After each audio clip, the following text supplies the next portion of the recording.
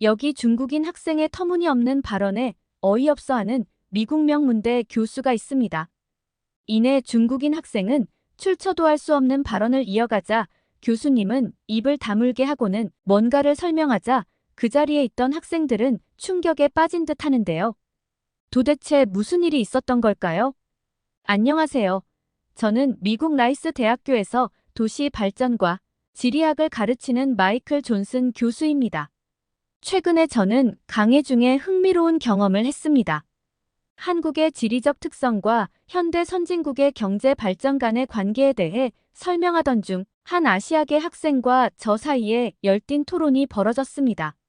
저는 강의에 학생들의 참여를 최대한 끌어내려고 노력하고 있었습니다.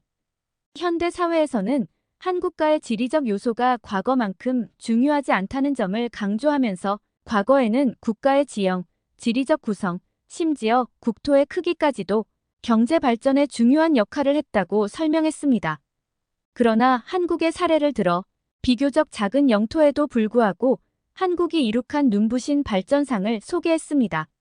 한국은 무선 기술 분야에서 세계 최고 수준을 자랑하며 시민들의 의식 수준 또한 매우 높습니다. 과거 어려운 시기를 겪었음에도 불구하고 한국인들은 끊임없는 열정과 국가 발전에 대한 헌신, 그리고 뛰어난 지적 능력으로 모든 분야에서 급속도로 발전을 이루었습니다. 저는 이러한 요소들이 국토 면적보다 한국의 발전에 더 큰 역할을 했다고 강조했습니다. 또한 최근 한국의 영토인 독도가 지닌 지리적 이점과 막대한 자원 매장량이 알려지면서 많은 국가들이 이를 주목하고 있다는 사실도 언급했습니다. 그러나 강의 중반, 한 아시아계 학생이 갑자기 일어나 이상한 주장을 펼치기 시작했습니다. 그 학생은 자신이 한국계 미국인이라고 소개했지만 한국이 중국에 크게 의존하고 있으며 중국 없이는 한국 경제가 완전히 무너질 것이라고 주장했습니다. 저는 그 학생의 주장에 당황했습니다. 그 학생은 계속해서 한국의 장점들이 사실은 중국의 것이며 제가 강의에서 세계 최대 영토 국가인 중국에 대해 전혀 언급하지 않았다고 비판했습니다. 그러면서 미디어에 비춰지는 한국의 모습은 모두 조작된 것이라며 한국인 대부분이 가난하고 열악한 환경에서 살아가고 있다고 말했습니다. 그 학생의 주장은 점점 더 극단적으로 변해갔습니다. 한국인의 90%가 지하철조차 탈 여유가 없어 매일 먼 거리를 걸어다니고 지하철을 타는 사람들조차 구걸을 해야 한다는 것입니다.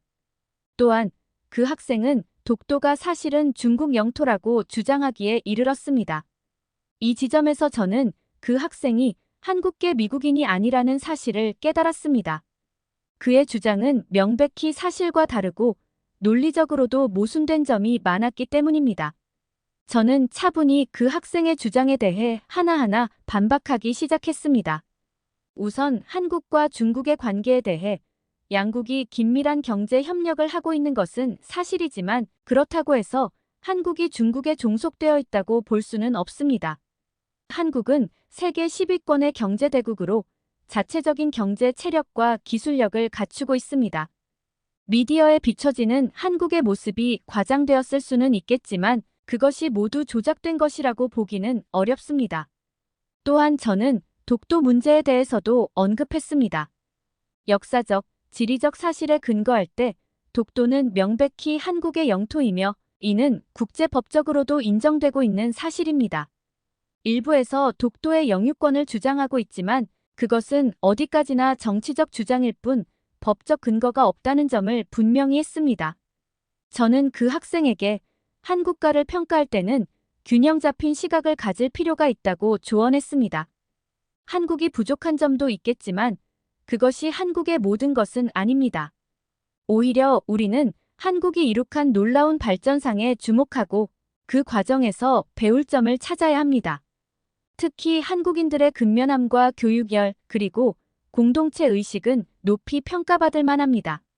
이는 국가 발전의 원동력이 되어 왔고 앞으로도 한국 사회를 이끌어갈 중요한 가치라고 할 수 있습니다. 물론 한국 사회도 여전히 해결해야 할 문제들이 있지만 그것이 한국의 성취를 무시할 이유는 될 수 없습니다. 저는 강의를 마무리하면서 학생들에게 편견이나 고정관념에 사로잡히지 않고 객관적인 시각으로 세계를 바라볼 것을 당부했습니다. 특히 다른 나라와 문화에 대해 이해하려는 자세가 중요하다는 점을 강조했습니다. 우리는 서로 다름을 인정하고 존중하는 가운데 배울 점을 찾고 협력을 모색해 나가야 할 것입니다. 강해 후 몇몇 학생들이 저에게 와서 오늘 강의가 인상 깊었다며 감사 인사를 전해왔습니다. 한국에서 온 유학생도 있었는데 제가 한국에 대해 객관적이고 균형 잡힌 시각을 가지고 있다며 고마워했습니다.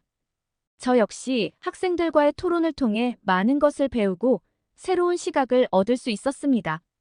앞으로도 저는 대학에서 지리와 문화, 그리고 국제관계에 대해 가르치면서 학생들이 편견 없는 눈으로 세계를 바라보고 더 넓은 시야를 가질 수 있도록 노력할 것입니다.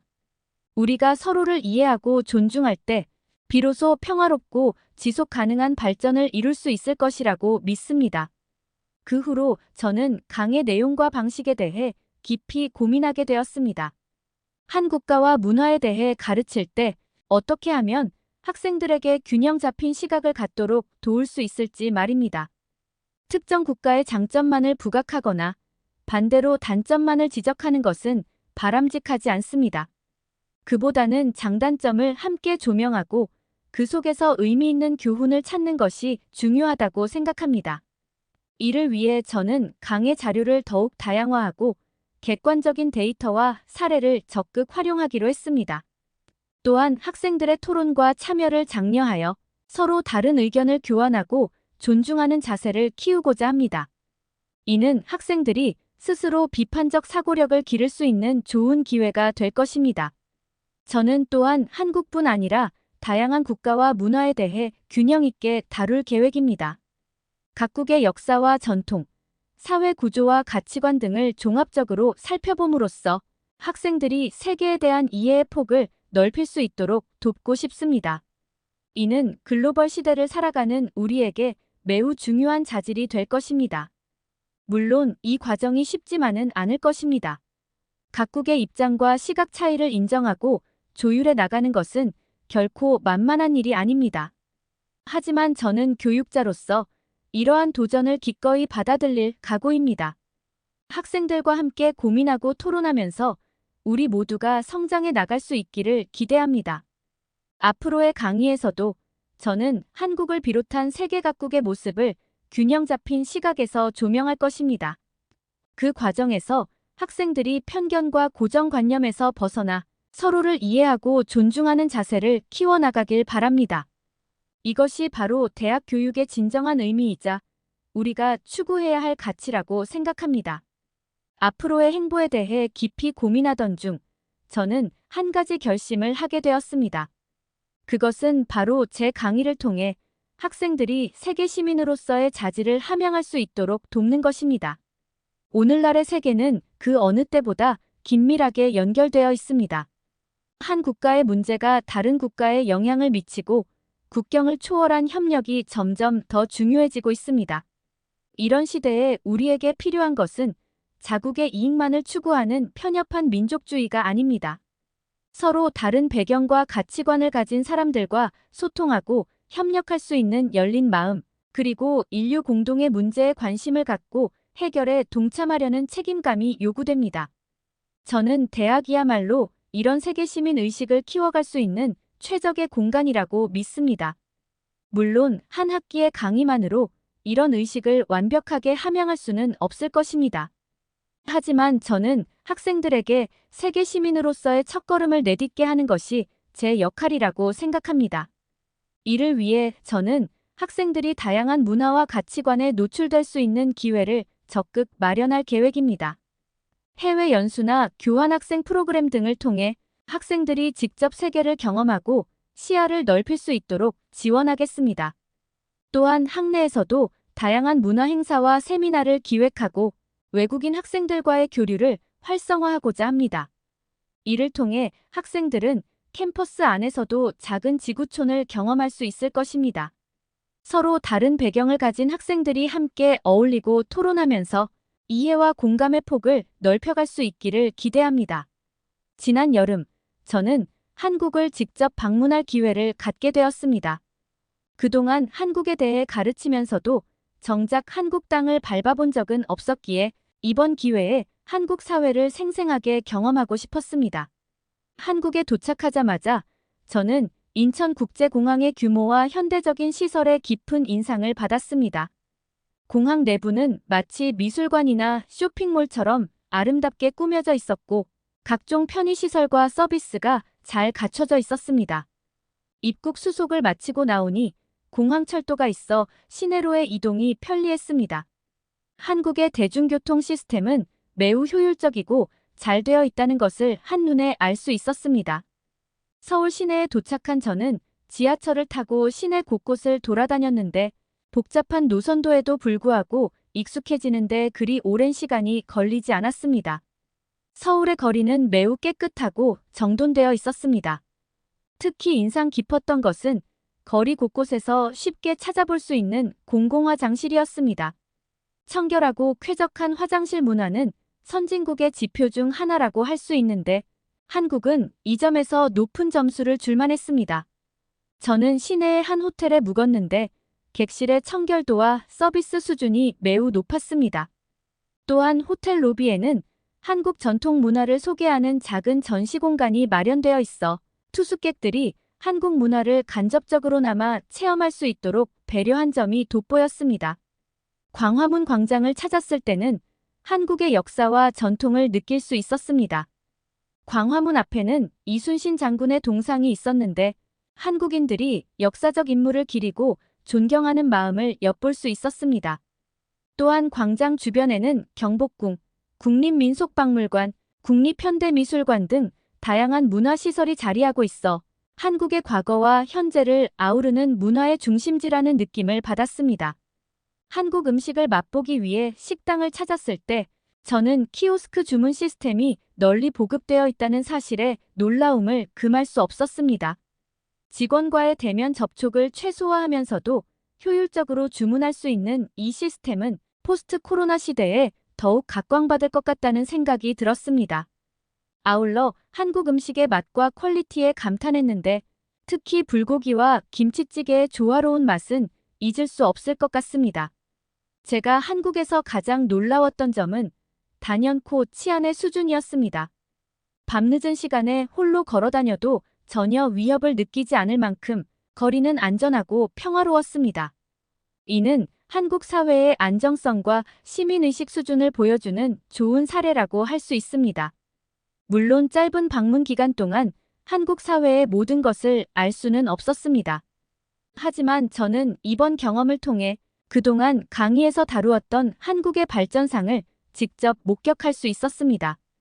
빠른 경제 성장 뒤에 감춰진 사회적 문제들도 분명 존재하겠지만 한국인들의 근면함과 강한 공동체 의식은 이러한 도전을 극복해 나갈 원동력이 될 것이라는 생각이 들었습니다. 한국에서의 경험은 제게 많은 영감을 주었습니다. 앞으로의 강의에서 한국의 사례를 더욱 생생하게 전달할 수 있을 것 같다는 기대감이 드는 동시에 제 자신도 한국 사회에서 배울 점이 많다는 것을 깨달을 수 있었습니다.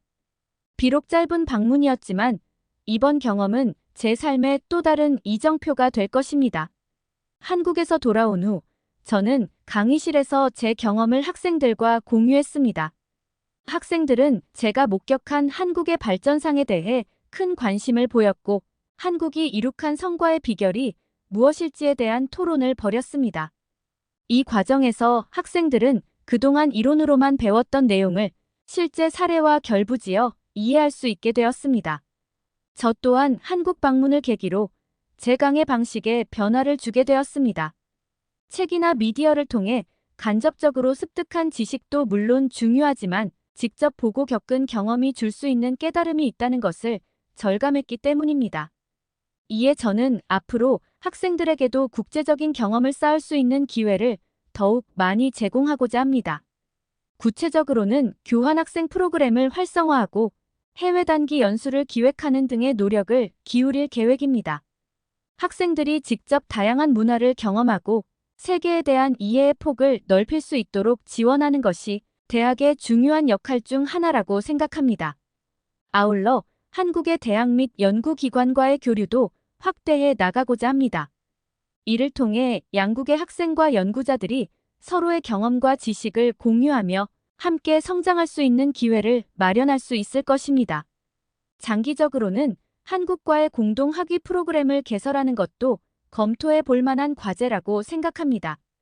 이번 한국 방문은 제 개인적인 경험을 넘어 제가 교육자로서 가야 할 방향성에 대한 많은 생각을 하게 해주었습니다. 급변하는 글로벌 환경 속에서 대학의 역할과 책임, 그리고 교육의 미래에 대해 끊임없이 고민하고 모색해 나가는 것이 우리에게 주어진 과제일 것입니다. 앞으로도 저는 한국을 비롯한 세계 각국의 사례를 강의에 적극 반영하며 학생들과 함께 인류 공동의 번영을 위한 지혜를 모아나가고자 합니다.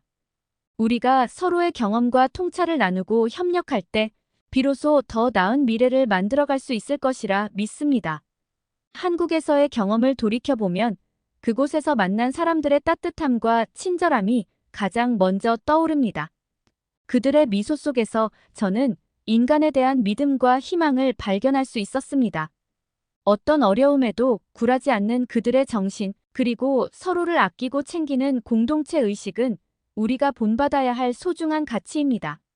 저는 이번 경험을 통해 세계를 바라보는 제 시선이 한층 더 넓어지고 깊어졌음을 느낍니다. 다양성 속에서 조화를 이루며 함께 성장하는 것, 그것이 우리가 추구해야 할 진정한 발전의 모습이 아닐까요? 앞으로도 저는 한국에서의 소중한 경험을 가슴에 새기며 학생들과 함께 더 나은 세상을 만들어가기 위해 노력하겠습니다. 안녕하세요. 저는 일본 도쿄에 살고 있는 하루카라고 합니다. 제 나이는 올해로 55살이 되었고 저에게는 세상에서 가장 소중한 딸 히나타가 있어요. 히나타는 올해로 30살이 되었는데 안타깝게도 아빠의 얼굴을 한 번도 보지 못한 채 자랐습니다. 저는 히나타가 태어나기 전부터 줄곧 의사로 일해왔어요. 대학에서 의학을 전공하고 그 후로 줄곧 병원에서 근무했죠. 제 인생에서 가장 큰 전환점은 딸 히나타가 저의 삶에 들어온 순간이었어요. 임신 사실을 알게 된 순간부터 저는 한 아이의 엄마가 되었고 동시에 아이의 아빠 역할까지 도맡아 하게 되었죠. 사실 저도 아이를 혼자 키우는 것이 두렵고 막막하기만 했어요. 하지만 히나타를 보면서 저도 모르게 힘이 나더라고요. 어린 히나타는 유난히 밝고 활발한 아이였어요. 세상 모든 것이 궁금한 듯 호기심 가득한 눈빛으로 사물을 탐색하고 걸음마를 시작하면서는 집 안 구석구석을 기어다녔죠. 히나타의 성장을 지켜보는 일은 저에게 있어 가장 큰 기쁨이자 보람이었어요. 밤늦게까지 이어지는 수술과 진료로 피곤할 때면 히나타의 해맑은 웃음소리를 떠올리며 힘을 냈죠. 아이와 함께하는 시간은 비록 짧았지만 그 순간만큼은 세상에서 가장 행복한 사람이 된 것만 같았어요. 히나타에게 아빠가 없다는 것은 안타까운 일이었지만 저는 엄마이자 아빠의 역할을 다하기 위해 최선을 다했어요. 히나타에게 항상 사랑한다는 말과 함께 꼭 안아주고 밥을 먹을 때는 함께 앉아서 하루 일과를 나누며 대화를 나눴죠. 바쁜 병원 일정 탓에 운동회나 발표회에 참석하지 못할 때면 미안한 마음에 밤늦게라도 히나타 곁을 지켰어요. 아이가 점점 자라면서 저와 닮은 모습이 많아졌어요. 똑 부러지는 성격에 공부도 잘하더라고요. 의사였던 제가 딸에게 건강에 대해 일찍부터 가르친 덕분인지 어릴 때부터 수영과 달리기를 좋아했죠. 매일 아침 함께 공원에서 조깅을 하는 것이 저희 모녀의 일상이 되었어요. 시간이 흘러 어느덧 히나타가 대학생이 되었네요. 의대에 진학하겠다고 하더라고요. 손재주가 좋은 덕분에 외과 의사가 잘 어울릴 거라 했죠. 부모로서 딸의 진로를 응원해주는 건 당연한 일이지만 한편으로는 의사라는 직업의 어려움을 알기에 살짝 걱정도 되더라고요. 하지만 역시 제 걱정이 기우였던 걸까요? 대학 생활을 척척 해내더니 어느새 의대 실습까지 나가게 되었어요. 환자를 대하는 태도나 동료들과 협력하는 모습을 보니 의사로서의 자질이 충분해 보였죠. 저와 마찬가지로 아이들을 참 좋아하더라고요. 소아외과를 전공하겠다고 하니 든든한 마음이 들더라고요. 그렇게 히나타는 멋진 의사로 성장해 갔어요. 학위를 마치고 전문의 자격증까지 따내더니 어느덧 대학병원 소아외과 과장이 되었네요. 제 옆자리에서 수술복을 입고 나란히 서 있는 딸의 모습을 보면 새삼 감개무량해져요. 히나타에게 아빠가 없어 미안한 마음이 들 때도 있지만 그래도 엄마인 제가 아빠 역할까지 해내며 잘 키웠다는 자부심이 커요. 딸에게 아빠의 빈자리를 느끼게 해준 것은 아닌지 모르겠지만 그 빈자리를 엄마인 제가 사랑으로 가득 채웠다고 생각해요. 처음 홀로 아이를 키우겠다고 마음먹었을 때가 떠오르네요. 너무나 두렵고 막막했었죠. 하지만 지금에 와서 생각해보면 힘들었지만 하나도 후회되지 않아요. 오히려 히나타라는 삶의 선물을 얻게 해준 운명에 감사하죠. 앞으로도 딸 히나타와 함께 행복한 시간을 보내고 싶어요. 엄마로서 그리고 친구로서 평생 함께 하고 싶네요. 서로 의지하며 살아가는 삶, 그것이 저와 히나타가 만들어갈 모녀의 미래예요. 제가 히나타를 혼자 키우게 된 계기를 말씀드리려면 30년 전으로 거슬러 올라가야 해요. 그때 저는 갓 25살이 된 풋풋한 신입 의사였죠. 대학에서 의학을 전공하고 인턴 과정을 거쳐 드디어 레지던트로 병원에 입사했어요. 당시 저희 병원에는 해외 파견 프로그램이라는 제도가 있었어요. 3개월간 해외 제휴 병원에서 연수를 받는 거였죠. 선배 의사들 말씀으로는 선진 의료 시스템을 배울 수 있는 좋은 기회라고 했어요. 젊은 의사에게 더없이 좋은 경험이 될 거라며 도전해보라고 격려해 주셨죠. 고민 끝에 저는 한국행을 선택하게 되었어요. 당시 일본과 가까운 나라로는 한국이 가장 매력적으로 느껴졌거든요. 김치, 불고기 같은 한국 음식도 좋아했고 드라마를 통해 접한 한국의 문화도 굉장히 흥미로웠어요. 무엇보다 의료 선진국으로 발돋움하고 있던 한국의 의료 환경이 기대되더라고요. 한국행 비행기에 몸을 실었을 때 마음이 설레는 동시에 약간의 두려움도 있었어요. 낯선 환경에서 과연 잘 해낼 수 있을지, 언어는 통할지 걱정이 앞섰죠. 그래도 젊은 패기로 도전해보기로 마음먹었어요.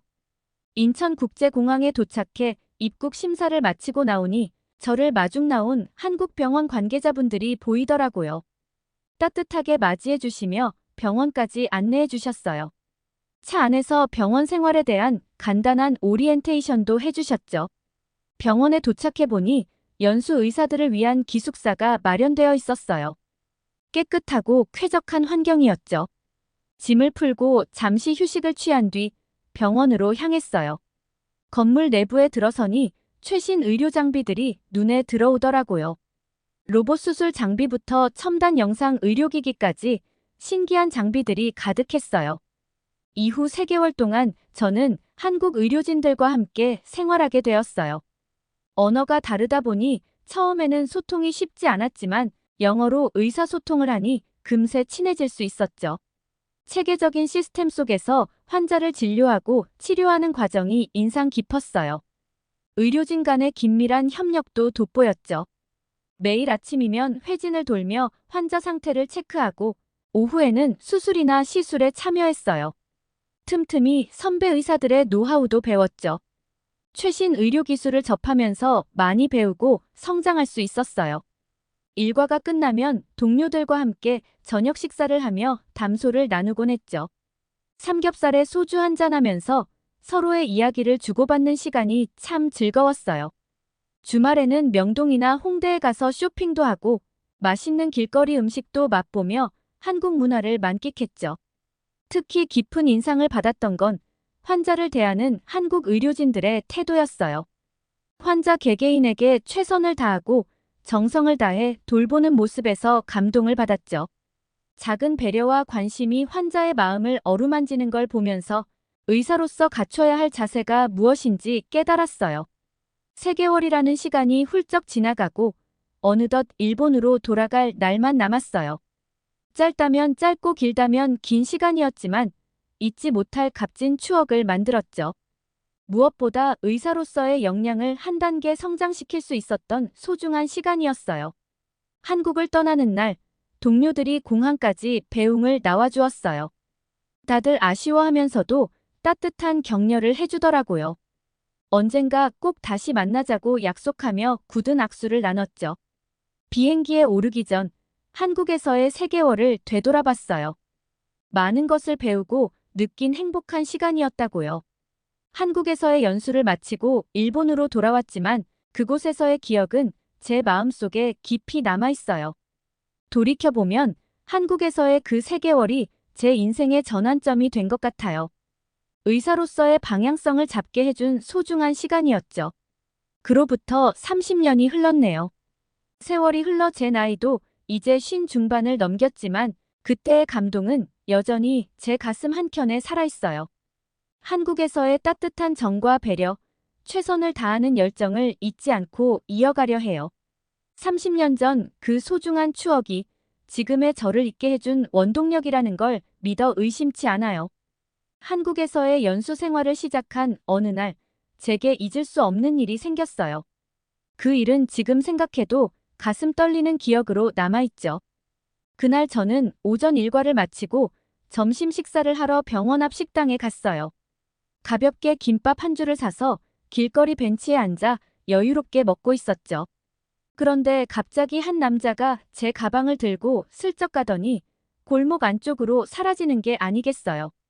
깜짝 놀란 저는 당황한 나머지 큰 소리로 도둑이야 라고 소리를 질렀어요. 주변 사람들의 시선이 저에게로 쏠렸죠. 저는 가방을 들고 간 남자를 쫓아 골목으로 뛰어 들어갔어요. 다행히 그 남자를 금방 따라잡을 수 있었어요. 이 도둑놈, 내 가방 내놔. 저는 남자의 멱살을 잡으며 소리를 질렀죠. 그러자 그 남자가 깜짝 놀라며 가방을 떨어뜨리더니 저를 보고 무언가 변명하려 했어요. 하지만 그때는 너무 화가 나서 그의 이야기를 들어줄 마음의 여유가 없었죠. 결국 저는 성질을 못 이기고 남자의 뺨을 내리쳤어요.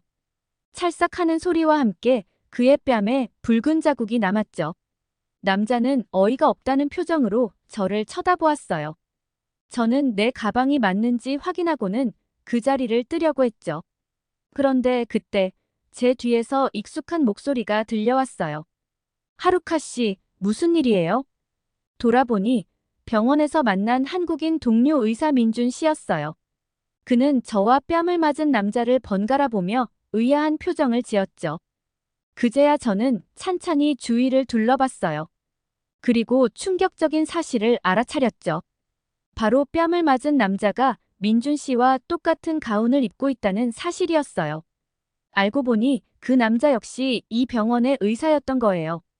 그는 제 가방과 똑같이 생긴 자신의 가방을 들고 간 것 뿐이었어요. 그 순간 저는 땅이 꺼지라고 빌고 싶었어요. 남의 물건을 훔쳐간 줄 알고 덮어놨던 게 동료 의사라니. 게다가 그와 좋은 관계를 만들어 가려던 참에 이런 오해라니요. 저는 얼굴이 화끈거리고 심장은 쿵쾅쿵쾅 뛰었어요. 민준 씨는 굳은 표정의 남자 의사에게 다가가 무슨 일이냐고 물었어요. 그러자 남자 의사가 자초지종을 설명하기 시작했죠. 자신도 하루카 씨와 같은 가방을 쓰는데 식당에 들렸다 나오다가 바닥에 떨어진 가방을 발견했다고 해요. 주인을 찾아주려고 가방을 들고 병원으로 가는데 뒤에서 갑자기 하루카 씨가 덮치는 바람에 깜짝 놀랐다나요. 가방 주인인 줄 알았는데 까닭 모를 오해를 받은 거죠. 게다가 뺨까지 맞으니 억울하기 그지없다고 하더라고요. 민준 씨는 오해가 풀린 줄 알고 웃으며 가벼운 농담을 던졌어요. 하지만 남자 의사의 표정은 여전히 굳어 있었죠. 저는 쓰라린 죄책감에 고개를 들 수가 없었어요. 민준 씨가 그 남자 의사에게 괜찮냐며 등을 토닥였지만 콧방귀만 낄 뿐이었죠. 결국 민준 씨의 중재로 간신히 화해를 했지만 남자 의사의 마음의 상처까지 치유되지는 않았을 거예요. 저는 몇 번이고 미안하다고 사과를 했죠. 하지만 제 진심이 온전히 전해지기는 어려웠어요. 그날 이후로 남자 의사와 마주칠 때면 민망함에 얼른 피했어요. 눈도 제대로 마주치지 못하겠더라고요. 병원 복도에서 우연히 마주쳐도 인사조차 건네기 어려웠죠. 남자 의사 역시 저와 눈을 마주치지 않으려 애쓰는 것 같았어요. 한국에서 좋은 추억을 쌓고 싶었는데 이런 불편한 오해로 시작하게 되어 속상했어요. 열심히 일하고 동료들과 어울리면서도 남자 의사와의 어색한 관계가 마음에 걸렸죠. 어쩌면 영원히 이 오해의 벽을 넘지 못할 거라는 두려움도 있었어요. 그런데 그로부터 한 달 뒤 운명처럼 다가온 사건이 있었죠. 그날 밤 응급실에 교통사고 환자가 실려왔어요.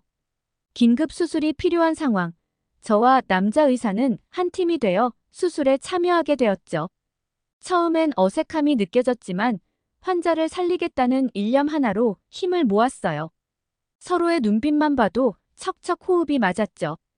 긴박한 순간에도 남자 의사의 빠른 판단력과 섬세한 손길이 돋보였어요. 다행히 수술은 성공적이었고 환자는 의식을 되찾았죠.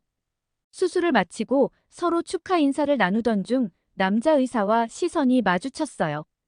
그동안의 서먹함이 싹 가시고 따뜻한 미소를 보내더라고요.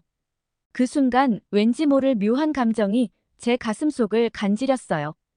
남자 의사, 아니 이제는 민준 씨라고 불러야겠죠. 그가 먼저 용기 내어 말을 걸어왔어요. 하루카 씨, 오늘 수고 많으셨어요. 정말 멋진 모습이었어요. 그때 일은 이제 잊어버리죠. 우리 화해해요. 민준 씨의 말에 저도 모르게 눈물이 핑 돌더라고요. 저는 웃으며 고개를 끄덕였죠. 그날 이후 우리 사이에는 묘한 끌림이 생겼어요. 민준 씨의 따뜻한 미소에 제 심장이 두근거리기 시작했죠. 병원 일을 하면서도 퇴근길에 나란히 걸으면서도 서로를 의식하게 되었어요. 한국에서의 생활도 이제 막바지에 이르렀어요. 일본으로 돌아가기 전 민준 씨에게 제 마음을 고백해야겠다고 결심했죠. 하지만 쉽사리 용기가 나지 않더라고요. 혹시 민준 씨가 저를 좋아하지 않으면 어쩌나 하는 걱정에 망설여졌어요. 그러던 어느 날 민준 씨가 저녁 식사를 함께 하자고 제안했어요. 그의 진지한 눈빛에 덜컥 겁이 났지만 이번이 아니면 기회가 없다는 생각에 승낙했죠. 우리는 근처 공원 벤치에 앉아 도시락을 먹으며 별이 총총한 밤하늘을 바라봤어요. 하루카 씨, 사실 당신에게 할 말이 있어요. 민준 씨가 떨리는 목소리로 입을 뗐어요. 그의 눈동자에 초점을 맞추고 있자니 저도 모르게 심장이 쿵쾅거리기 시작했죠.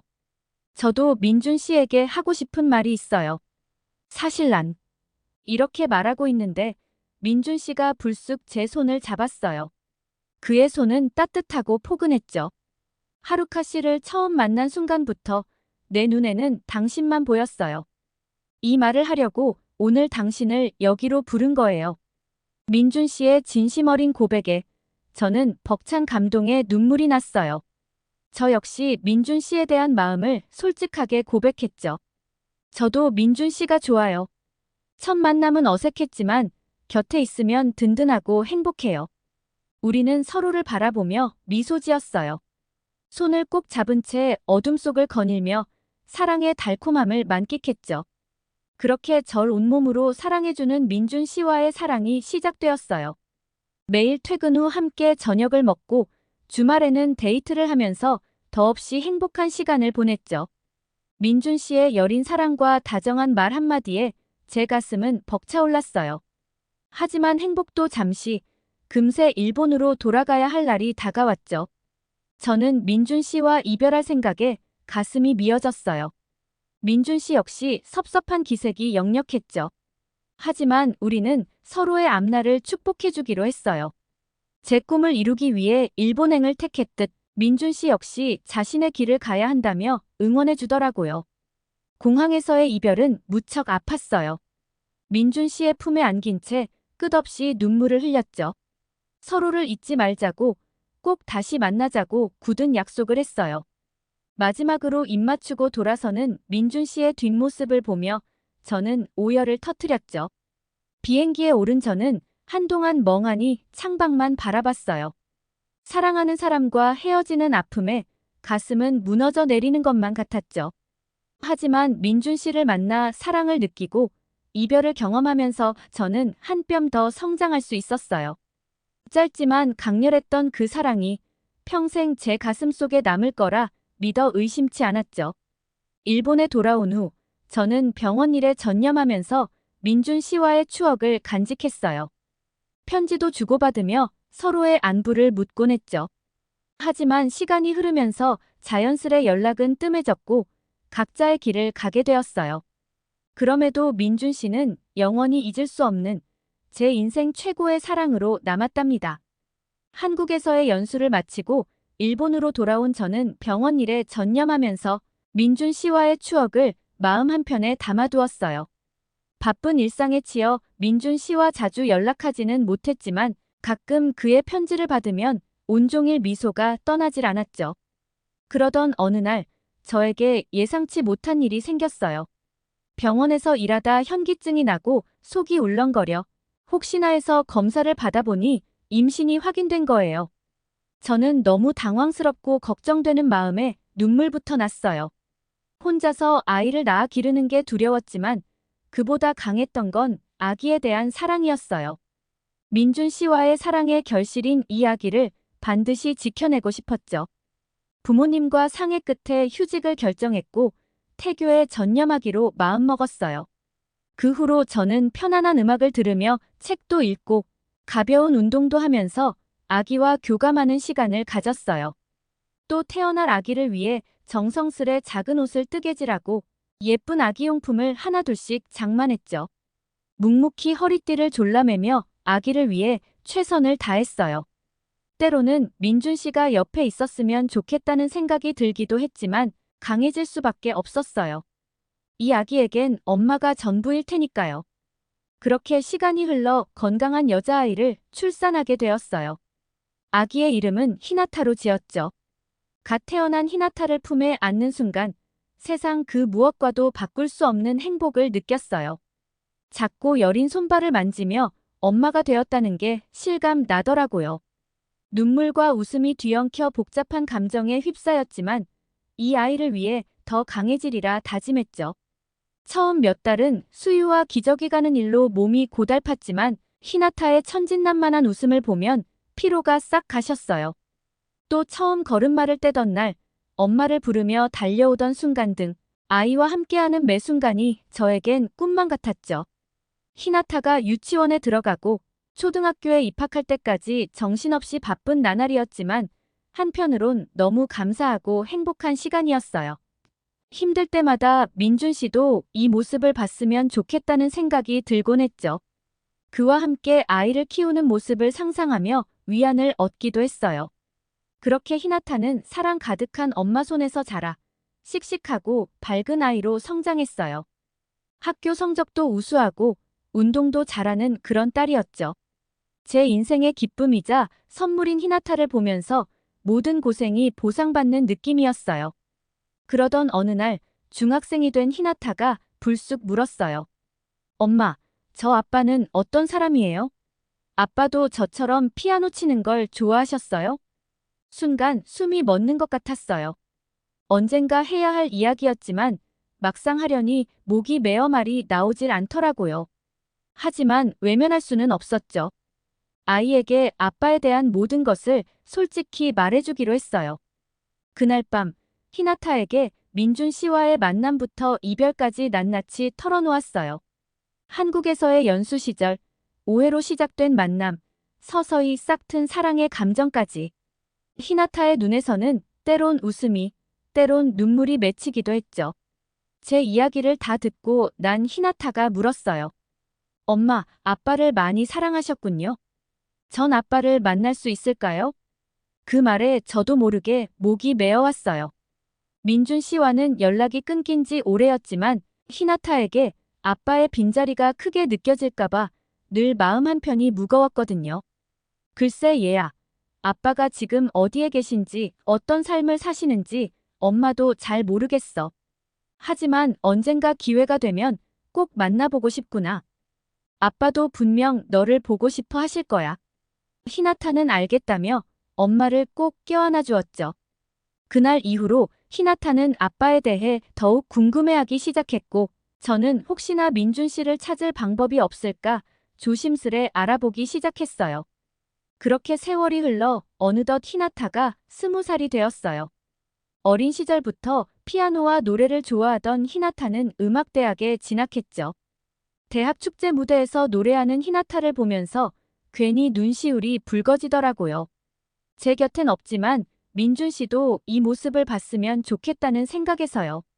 그러던 어느 날 히나타가 한국 여행을 가고 싶다고 하더라고요.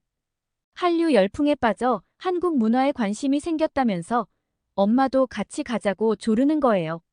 민준 씨와의 추억이 깃든 그곳에 가는 게 마음이 무거웠지만 딸의 간절함을 외면할 수 없었죠. 마침내 한국행 비행기에 몸을 실은 어느 날 저는 가슴 한편이 두근거렸어요. 혹시 이번 기회에 민준 씨를 만날 수 있지 않을까 하는 설레는 마음도 있었지만 한편으론 잊고 싶은 아픈 기억이 되살아날까봐 두려웠죠. 인천공항에 도착한 저는 30년 전과는 너무도 다른 풍경에 놀라지 않을 수 없었어요. 눈부시게 발전한 도시와 공항의 모습에 감탄이 절로 나왔죠. 히나타 역시 신기한 듯 이리저리 둘러보며 감탄을 금치 못하더라고요. 우리는 먼저 서울 시내 관광지부터 둘러보기로 했어요. 광화문과 경복궁의 웅장한 모습에 눈이 휘둥그레졌죠. 아름다운 한국의 전통미에 젖어든 채 부녀는 가벼운 발걸음으로 거리를 누볐어요. 히나타는 길거리 음식에도 큰 관심을 보였어요. 특히 떡볶이와 김밥을 맛보곤 그 맛에 푹 빠졌죠. 딸아이가 좋아하는 모습을 보니 절로 미소가 지어졌어요.